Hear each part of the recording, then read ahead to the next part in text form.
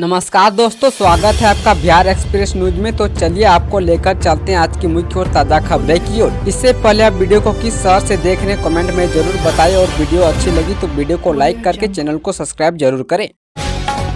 गोरखपुर में 3 industrial corridor की तैयारी 5 साल में नोएडा जैसा होगा शहर। गोरखपुर और पूर्वांचल की इंडस्ट्रियल हब बनने की ओर कदम बढ़ा रहा है। इंडस्ट्रियल लगाने के लिए बढ़ती मांगों को देखते हुए गोरखपुर औद्योगिक विकास प्राधिकरण गोरखपुर लिंक एक्सप्रेसवे के दोनों तरफ 800 एकड़ में इंडस्ट्रियल कॉरिडोर तैयार कर रहा है। साथ ही दुरिया पार में 5500 एकड़ में इंडस्ट्रियल कॉरिडोर बनाने पर तेजी से काम चल रहा है। गोरखपुर लिंक एक्सप्रेसवे के दोनों तरफ इंडस्ट्रियल कॉरिडोर को 800 एकड़ में बसाया जा रहा है। इसमें उद्योग लगने भी लगे हैं। पेप्सिको की फ्रेंचाइजी वरुण बेवरेजेज ने 1100 करोड़ रुपए की निवेश व बॉटलिंग प्लांट लगाया है। यहाँ गीडा 88 एकड़ में प्लास्टिक पार्क विकसित कर रहा है। इससे करीब 5000 लोगों को रोजगार मिलेगा। जिन शिक्षकों का वेतन काटा उसे वापस करेगी सरकार। के पाठक के फरमानों की शिक्षा मंत्री करेंगे समीक्षा। बिहार में अनुशासनहीनता के मामले में जिन सरकारी शिक्षकों का वेतन काटा गया है सरकार इसकी समीक्षा करेगी। शिक्षा मंत्री सुनील कुमार ने गुरुवार को बिहार विधान परिषद में एक सवाल के जवाब में दी। शिक्षा मंत्री ने कहा कि आंदोलन और देर से स्कूल पहुँचने के चलते जिन शिक्षकों का वेतन काटा गया है उसे रिव्यू किया जाएगा। कुछ मामलों को छोड़कर अन्य शिक्षकों के वेतन का भुगतान दिसंबर महीने तक कर दिया जाएगा। बता दें कि IAS अधिकारी के पाठक के शिक्षा विभाग का अपर मुख्य सचिव रहते हुए बड़ी संख्या में शिक्षकों का वेतन काटा गया था। उन्होंने भरोसा दिलाया कि जिन शिक्षकों का बेवजह वेतन काटा गया है सरकार उसका भुगतान कर देगी।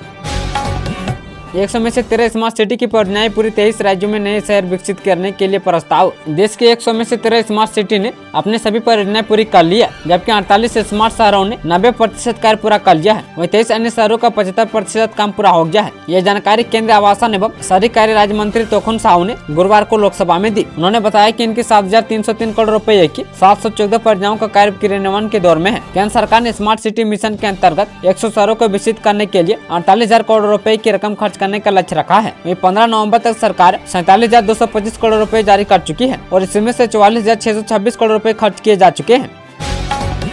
बिहार में जदयू को बड़ा झटका, इस दिग्गज नेता ने दे दिया इस्तीफा। जदयू के पूर्व विधान पार्षद रामेश्वर महतो ने शुक्रवार को जदयू से इस्तीफा दे दिया। उन्होंने जदयू के सीतामढ़ी देवेश चंद्र ठाकुर पर यह आरोप लगाया कि उन्होंने उनका अपमान किया। यह भी कहा कि सीतामढ़ी सांसद मुख्यमंत्री नीतीश कुमार को गुमराह कर रहे हैं और नीतीश कुमार को गुमराह करने वाले नेताओं को समाज कभी माफ नहीं करेगा। वह नीतीश कुमार के प्रति सदैव आभारी रहेंगे। रामेश्वर महतो लंबे समय से जदयू में काम कर रहे थे। रामेश्वर महतो संगठन का भी काम में दिखते थे। रामेश्वर महतो का जन्म बिहार के सीतामढ़ी जिले के भासार गाँव में रामप्रकाश महतो के घर हुआ था। बिहार के सरकारी शिक्षकों की बल्ले बल्ले सैलरी को लेकर शिक्षा विभाग का बड़ा ऐलान। देश से स्कूल आने या आंदोलन में शामिल होने के नाम पर राज्य के सरकारी स्कूलों के शिक्षकों का काटा गया वेतन जल्द वापस मिलेगा। राज्य सरकार इस पूरे मामले की समीक्षा करेगी और दिसंबर तक इससे संबंधित आदेश जारी कर देगी। शिक्षा मंत्री सुनील कुमार ने शुक्रवार को विधान परिषद में इसकी जानकारी दी। ऊर्जा मंत्री ने दी लोगों को भ्रांतियों से दूर रहने की सलाह। ऊर्जा मंत्री विजय प्रसाद यादव ने शुक्रवार को कहा कि लोग स्मार्ट प्रीपेड मीटर की भ्रांतियों से दूर रहें। यह उपभोक्ताओं के हित में है। बिजली उपभोक्ताओं को सटीक व पारदर्शी सेवा प्रदान करने के उद्देश्य से राज्य में स्मार्ट प्रीपेड मीटर का व्यापक स्तर पर अधिपाष्टन कराया जा रहा है। ऊर्जा मंत्री ने कहा कि अब तक राज्य में लगभग 56.03 लाख स्मार्ट प्रीपेड मीटर को सफलतापूर्वक लगाया जा चुका है। इसमें 18 लाख मीटर शहरी तथा 38.3 लाख मीटर ग्रामीण क्षेत्र में लगाए जा चुके हैं। यह प्रक्रिया शहरी क्षेत्र में शुरू की गई थी, जिसका अब ग्रामीण क्षेत्र में विस्तारीकरण किया गया है। बिहार फैक्स चुनाव में बूथ से पीठासीन पदाधिकारी गिरफ्तार। बिहार में पूर्ण शराबबंदी लागू है, लेकिन फैक्स चुनाव में जब एक शिक्षक की ड्यूटी पीठासीन पदाधिकारी के रूप में लगी तो वह मतदान के दिन शराब पीकर वोटिंग करने मतदान केंद्र पर पहुंच गए। फैक्स प्रत्याशी के समर्थन में बैलेट पेपर गिरा रहे प्रिजाइडिंग अफसर को पुलिस ने मतदान केंद्र से ही गिरफ्तार कर लिया है। निर्वाचित पदाधिकारी ने मामले को बेहद गंभीर बताते हुए कड़ी कार्रवाई करने की बात कही है। बिहार के इन 5 जिलों में बनेगा technology extension centre. Modi cabinet में मंत्री और बिहार के पूर्व CM जीतन राम मांझी ने कहा कि बहुत जल्द बिहार के 5 जिलों में टेक्नोलॉजी एक्सटेंशन सेंटर खोले जाएंगे।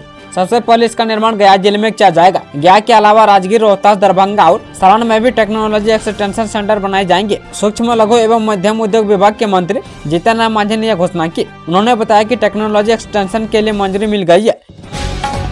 CM नीतीश ने कहा, हमारी सरकार आने के बाद कृषि के क्षेत्र में बहुत काम हुआ। राजधानी पटना के गांधी मैदान में CM नीतीश कुमार ने शनिवार को कृषि यांत्रिकरण मेले का उद्घाटन किया। इस दौरान बिना नाम लिए लालू राबड़ी और विपक्षी दलों पर जमकर निशाना साधा। पत्रकारों ने पूछा कि आपका काम बहुत लोगों को पसंद नहीं आता है। इस सवाल पर CM ने कहा कि अरे कैसे नहीं आता है, आज तक कोई कुछ नहीं किया है, शुरू से हम लोग काम करवा रहे हैं।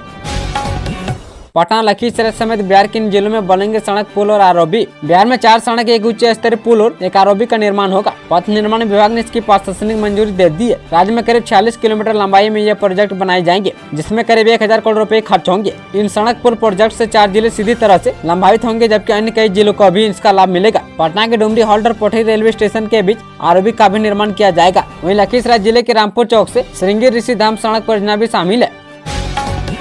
पटना में कब से पड़ेगी कड़ाके की ठंड, जाने मौसम विभाग का लेटेस्ट अपडेट। बिहार में धीरे धीरे ठंड का असर पड़ने लगा है। पिछले 24 घंटे के भीतर राजधानी पटना समेत 16 शहरों के तापमान में गिरावट दर्ज की गई है। रोहतास में रात का पारा 10 डिग्री सेल्सियस से भी नीचे पहुंच गया है। हालांकि ठंड अपने असली रंग में नहीं आया है। वहीं दिन के समय में ठंड का प्रकोप अभी शुरू नहीं हुआ है। मौसम विभाग के मुताबिक दिसंबर के तीसरे हफ्ते से जिले में कड़ाके की ठंड पड़ने लगेगी। वहीं शनिवार से आगामी 3 दिनों तक पटना समेत राज्य के सभी जिलों में आंशिक से मध्य स्तर का कोहरे छाए रहने की संभावना है। मौसम विभाग ने इस संबंध में चेतावनी जारी की है।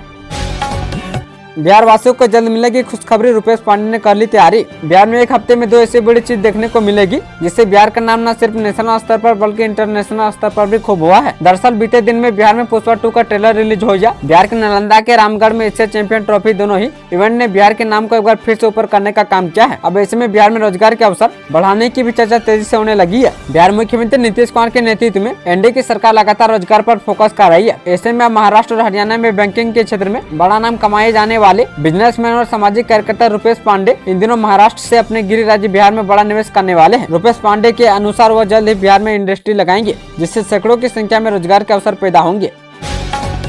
बेटा हारा तो बौखला के सुरेंद्र यादव, नीतीश को ही देने लगे बेलागंज से लड़ने की चुनौती। लालू यादव के पार्टी राष्ट्रीय जनता दल के सांसद और पूर्व मंत्री सुरेंद्र यादव ने बिहार के मुख्यमंत्री नीतीश कुमार को खुली चुनौती दी है। सुरेंद्र यादव ने सीएम को लेकर अनाप शनाप शब्दों का प्रयोग करते हुए उन्हें बेलागंज से चुनाव लड़ने की चुनौती दी है। राजद नेता ने आरोप लगाया कि बेलागंज के उपचुनाव में सरकारी तंत्र और धनबल का खुलकर उपयोग किया गया। कहा कि नीतीश कुमार से बेलागंज में हार गया तो सांसद से त्याग पत्र देकर राजनीति छोड़ देंगे।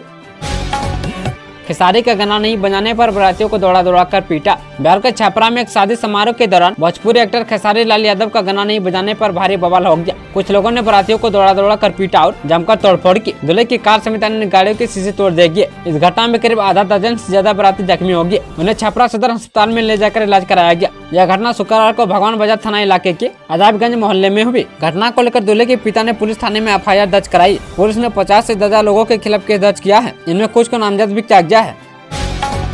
बिहार में मानव तस्करी के कंबोडिया कनेक्शन भारतीय एजेंट चला रहे गिरोह। दक्षिण पूर्व एशिया देशों में भारतीय युवाओं की बड़े पैमाने पर मानव तस्करी की जा रही है। इसके लिए कंबोडिया स्थित भारतीय एजेंट बड़ा गिरोह चला रहे हैं। इनका नेटवर्क बिहार के मुजफ्फरपुर, समस्तीपुर, दरभंगा, मधुबनी, गोपालगंज, चंपारण सहित कई जिलों में फैला है। इसमें साथीरों ने अपने रिश्तेदारों को भी उतार रखा है। इनसे भी मोटे कमीशन पर मानव तस्करी का धंधा करा रहे हैं। मानव तस्कर गिरोह फर्जी वीजा और पासपोर्ट तक बनाकर लोगों को दक्षिण पूर्व एशियाई देशों में भेज रहे हैं। इसका खुलासा एनआईए की रिपोर्ट से हुई है। इसमें बताया गया कि साथी वैसे लोगों को फंसाते हैं जो विदेशों में नौकरी करने और अधिक कमाई करने की इच्छा रखते हैं। इसका खुलासा एनआईए की टीम की ओर से छापेमारी के बाद मुख्यालय को सौंपी रिपोर्ट के आधार पर हुआ है। लखीसराय में 2000 युवाओं का जमघट, आज से मंत्री विजय सिन्हा और ललन सिंह होंगे शामिल। प्राचीन मंदिरों, किलों और सांस्कृतिक विरासत को अपनी थाती में समेटे ऐतिहासिक शहर बिहार के लखीसराय में आज से राज्य भर के सर्वश्रेष्ठ युवा कलाकारों का जुटान होगा। अगले 3 दिनों तक सभी 38 जिलों के तकरीबन 2000 युवा कलाकार प्रदर्शन तथा चाकोस कला की उन्नत विभिन्न विधाओं में खुद को सर्वश्रेष्ठ साबित करने की प्रतियोगिताओं में शामिल होंगे। लखीसराय के गांधी मैदान में 30 नवंबर से 2 दिसंबर तक राज्य युवा उत्सव आयोजित होगा। उद्घाटन उप मुख्यमंत्री विजय कुमार सिन्हा करेंगे, जबकि केंद्रीय मंत्री राजीव रंजन और ललन सिंह विशिष्ट अतिथि होंगे। उप मुख्यमंत्री तथा कला संस्कृति मंत्री विजय कुमार सिन्हा ने कहा कि यह उत्सव बिहार के प्रतिभागी कलाकारों के लिए एक नया अध्याय लिखेगा। हाजीपुर में AQI 300 पर पटना से शहरों की बिगड़ी हवा। बिहार में वायु प्रदूषण से का स्तर अभी खराब है। शनिवार को हाजीपुर राज्य का सबसे प्रदूषित शहर बना रहा। यहाँ AQI 300 से ऊपर दर्ज किया गया। राजधानी पटना समेत अन्य शहरों की हवा भी बिगड़ी हुई है। यहाँ भी AQI 200 से ऊपर बना हुआ है। हालांकि पिछले कुछ दिनों के मुकाबले बिहार की वायु गुणवत्ता में हल्का सुधार हुआ है। बता दें कि AQI 300 से ऊपर होने पर इसे खराब श्रेणी में माना जाता है। ऐसे माहौल में सांस और दिल की मर्जी की हालत बिगड़ सकती है। बच्चों और बुजुर्गों को भी ज्यादा खतरा रहता है। वहीं 200 से 299 के बीच वायु गुणवत्ता सूचकांक को भी ठीक ठाक नहीं माना जाता है। अब बेटियां दिखाएंगी अपना दम, हाई स्कूलों में सिखाएंगे मार्शल आर्ट। बिहार की बेटियों को सभी प्रकार से समर्थन बनाने और नारी सशक्तिकरण को बढ़ावा देने के लिए नीतीश कुमार की सरकार ने नई पहल की है। सुबह के 9,384 हाई स्कूलों की बेटियां मार्शल आर्ट ट्रेनर बनेंगी। हर हाई स्कूलों से 2 छात्रों को ताइक्वांडो, वुशु, कराटे का ट्रेनर चुना जाएगा। मुजफ्फरपुर जिले की 441 स्कूलों की 2.5 लाख बेटियां आत्मरक्षा के गुर सीखेंगी। इनमें 882 बेटे ट्रेनर बनेंगे। मार्शल आर्ट का परिचय देने वाली बेटियों को मानदेय भी मिलेगा। शिक्षा विभाग की ओर से दी गई जानकारी के मुताबिक चयनित ट्रेनरों को परिचय के दौरान 23 रुपए प्रतिदिन मिलेंगे। बाद में ट्रेनर के तौर पर 400 रुपए रोजाना पा सकेंगे। बेटियां अपनी सुरक्षा को लेकर किसी पर निर्भर नहीं रहे और उन्हें आत्मरक्षा को लेकर सशक्त बनाया जाए, इसे लेकर यह शुरुआत की गई है। अगले साल पटना में दौड़ने लगेगी मेट्रो रेल, सम्राट चौधरी ने बता दी उद्घाटन की तारीख। बिहार की राजधानी पटना में अगले साल यानी 2025 में मेट्रो रेल की सुविधा शुरू कर दी जाएगी। डिप्टी सीएम सम्राट चौधरी ने इसके लॉन्चिंग की तारीख भी बता दी है। उन्होंने बिहार विधानसभा के शीतकालीन सत्र में जानकारी देते हुए कहा कि पटना मेट्रो अगले साल स्वतंत्रता दिवस से चलने लगेगी, यानी कि पटना वासियों को 15 अगस्त 2025 से मेट्रो रेल की सुविधा मिल जाएगी। उन्होंने सदन में चालू वित्त वर्ष के लिए 32,506 करोड़ रुपए का दूसरा अनुपूरक बजट पेश करते हुए एक बयान में ये बातें कही। डिप्टी सीएम सम्राट चौधरी ने कहा कि इस बजट का उपयोग राज्य में केंद्र और बिहार सरकार के विभिन्न योजनाओं के प्रभावी क्रियान्वयन में किया जाएगा। उन्होंने कहा इस फंड का उपयोग पटना मेट्रो रेल परियोजना के पहले चरण को पूरा करने के लिए किया जाएगा। पटना मेट्रो अगले साल स्वतंत्रता दिवस से अपना परिचालन शुरू करेगी। जसीडीह पटना रेलखंड के बढ़िया स्टेशन पर स्टैंड का होगा ठहराव। अगर आप भी जसीडीह पटना रेलखंड पर यात्रा करते हैं तो आपके लिए एक बड़ी अच्छी खुशखबरी सामने आई है। रेलवे ने इस रूट पर एक ऐसे महत्वपूर्ण स्टेशन पर ट्रेन के ठहराव को हरी झंडी दी है, जिससे इस रूट पर यात्रा करने वाले लोगों को काफी सहूलियत मिल सकेगी। गौरतलब है कि इस रूट पर बड़ी संख्या में लोगों का आगमन होता है और लंबे समय से विभिन्न स्टेशनों पर ट्रेनों के ठहराव की मांग उठती रहती है। इसी कड़ी में इस रूट पर पड़ने वाली बढ़िया रेलवे स्टेशन पर ट्रेनों के ठहराव को लेकर लोगों के द्वारा मांग की जा रही थी। अब रेलवे ने लोगों के हित में निर्णय लेते हुए इस ट्रेन के ठहराव की घोषणा की है। अगर आप भी इस रूट पर यात्रा करते हैं तो आपको भी यात्रा करने में काफी आसानी होगी। क्या 1 दिसंबर से आपके फोन पर नहीं आएगा OTP? TRA के नए नियम से किसे होगा फायदा? Telecom regulatory authority of India ने अनचाहे कमर्शियल मैसेज और फिशिंग अटैक को रोकने के लिए ट्रेसेबिलिटी नियमों का लागू करने का फैसला किया है। टेलीकॉम कंपनियों को पहले 31 अक्टूबर तक इन नियमों को लागू करने का समय दिया गया था, जिसे बढ़ाकर 30 नवंबर किया गया। अब 1 दिसंबर से जियो, एयरटेल, BI और BSNL को OTP और कमर्शियल मैसेज को ट्रैक करने के लिए सख्ती से नियमों का पालन करना होगा। हालांकि कुछ कंपनियों को इसे लागू करने में समस्या हो रही है, जिससे OTP मैसेज में थोड़ी देरी हो सकती है। स्मार्टफोन के बढ़ते इस्तेमाल के साथ साइबर अपराध, खासकर फर्जी OTP के जरिए ठगी के मामलों में तेजी आई है। इस समस्या से निपटने के लिए भारतीय दूरसंचार नियामक प्राधिकरण ने सभी टेलीकॉम कंपनियों को निर्देश दिया है कि वे सभी कमर्शियल मैसेज और OTP को ट्रैक करने के लिए ट्रेसेबिलिटी सिस्टम लागू करे। इस सिस्टम के लागू होने से फर्जी OTP और धोखाधड़ी के मामलों में कमी आएगी। 2 दिन में सामने आए डेंगू के 12 नए केस, कुल आंकड़ा पहुंचा 334 के पार। जिले में डेंगू के मामले में लगातार बढ़त देखने को मिल रही है। बीते दिनों में 1 दर्जन से अधिक मामले सामने आए हैं। इसके बाद स्वास्थ्य विभाग अलर्ट मोड पर आ गया है। सिविल सर्जन ने सभी प्रभावित क्षेत्रों में फॉगिंग में तेजी लाने के निर्देश दिए हैं। जिले में डेंगू की कुल मरीजों की संख्या 334 के पार हो गई है। ठंड बढ़ने के साथ साथ जिले में डेंगू की मरीजों की संख्या भी बढ़ी है। बीते 2 दिनों में 12 नए मामले सामने आए हैं। मुसारी, कांटी और मीनापुर प्रखंड में सबसे अधिक मामले सामने आए हैं। शहरी क्षेत्रों में भी डेंगू ने अपना पांव पसार लिया है।